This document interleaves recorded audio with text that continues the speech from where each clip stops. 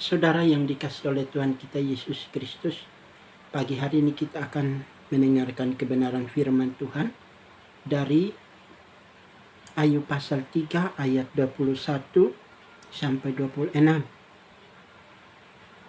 Demikian bunyi firman Tuhan.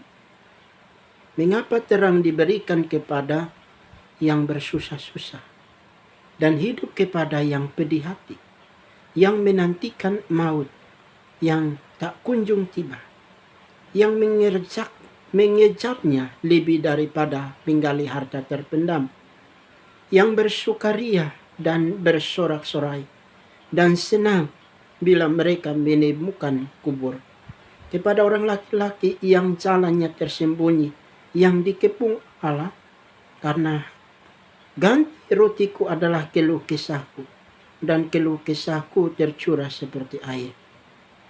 Karena yang kutakutkan itulah yang menimpa aku, dan yang kucemaskan itulah yang mendatangi aku. Aku tidak mendapat ketenangan dan ketentraman. Aku tidak mendapat istirahat, tetapi kegelisahanlah yang timbul.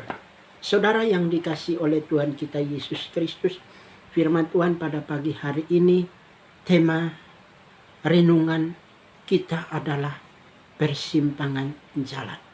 Saudara yang dikasihi oleh Tuhan kita Yesus Kristus, kita melihat bahwa dalam hidup ini kadangkala kita diperhadapkan dengan pilihan. Seolah-olah kita berada di persimpangan jalan. Ketika pencobaan atau penderitaan datang, apakah kita memilih untuk hidup? Kita mau memilih untuk setia kepada Tuhan atau tidak? Nah, penderitaan bertubi-tubi tidak membuat Ayub memaki atau mengutuk Allah. Namun ia harus jujur bahwa semuanya itu terlalu sakit. Semuanya itu terlalu sakit dan pahit sehingga ia meluapkan keluh kesahnya di dalam pasal ini. Ia mengutuk hari lahirnya dan berharap bahwa ia tidak pernah dilahirkan ke dunia. Ia bahkan lebih berharap mati daripada menderita seperti saat itu. Itu kita bisa baca di dalam ayat 20 sampai ayat yang ke-23. Di mana Ayub bergumul hebat dengan penderitaan yang dialami secara fisik, sosial maupun rohani. Nah, keluh kesah merupakan ungkapan suatu keputusan. Nah, kita melihat bahwa penderitaan Ayub sesungguhnya membawa pemahaman baru tentang Allah.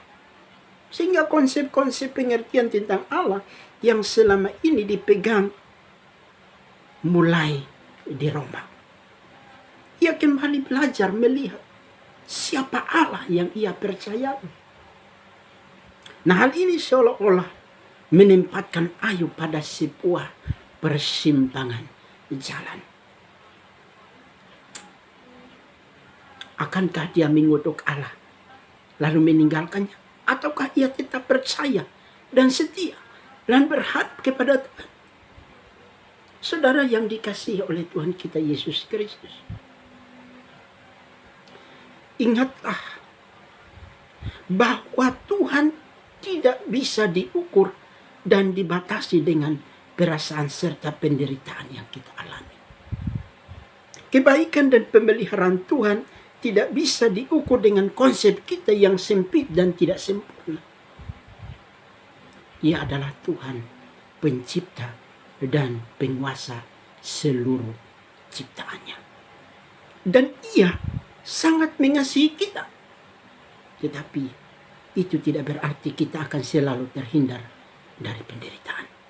Sebab ia dapat menggunakan penderitaan untuk menolong kita bertumbuh dalam iman.